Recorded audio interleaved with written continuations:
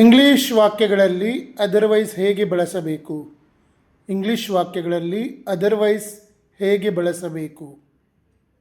Otherwise ಅಂದರೆ ಇಲ್ಲದಿದ್ದರೆ, ಹಾಗಾಗದಿದ್ದರೆ, ಇದನ್ನು ಒಂದು ಕೆಲಸವನ್ನು ಮಾಡದಿದ್ದರೆ ಏನಾಗಬಹುದು ಎಂಬ ಪರಿಣಾಮವನ್ನು ಅಥವಾ ಷರತ್ತನ್ನು ತಿಳಿಸಲು ಬಳಸುತ್ತೇವೆ.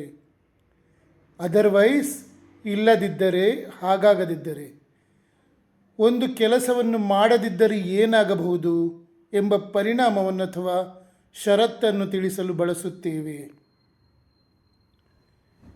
ಉದಾಹರಣೆಗೆ, study hard otherwise you will fail the exam. ಕಷ್ಟಪಟ್ಟು ಓದು, ಇಲ್ಲದಿದ್ದರೆ ನೀನು ಪರೀಕ್ಷೆಯಲ್ಲಿ ನಾಪಾಸಾಗುತ್ತೀಯ. Study hard otherwise you will fail the exam.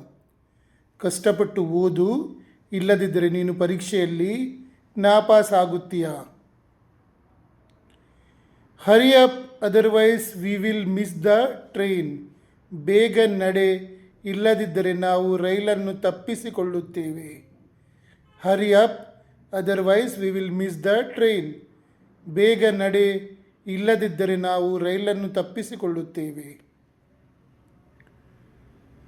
Wear a coat otherwise you will catch a cold. Coat ಧರಿಸು, ಇಲ್ಲದಿದ್ದರೆ ನಿನಗೆ ನೆಗಡಿಯಾಗುತ್ತದೆ. Wear a coat otherwise you will catch a cold. Coat ಧರಿಸು, ಇಲ್ಲದಿದ್ದರೆ ನಿನಗೆ ನೆಗಡಿಯಾಗುತ್ತದೆ.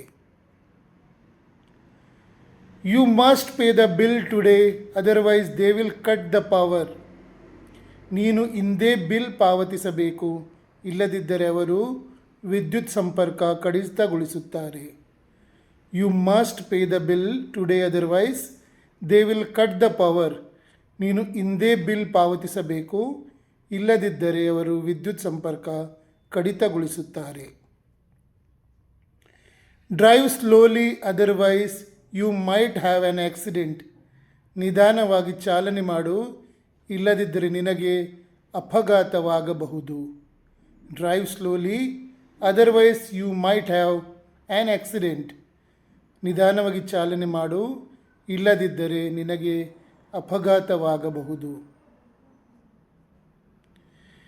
Leave now otherwise you will be late for the meeting.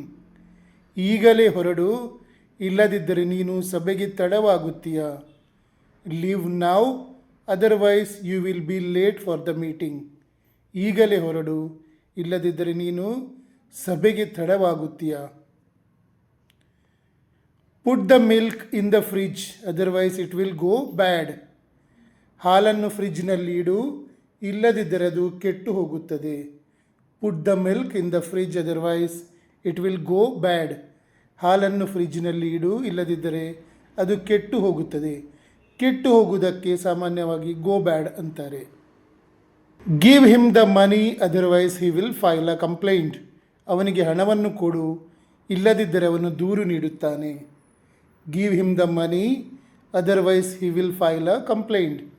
ಅವನಿಗೆ ಹಣವನ್ನು ಕೊಡು, ಇಲ್ಲದಿದ್ದರೆ ಅವನು ದೂರು ನೀಡುತ್ತಾನೆ.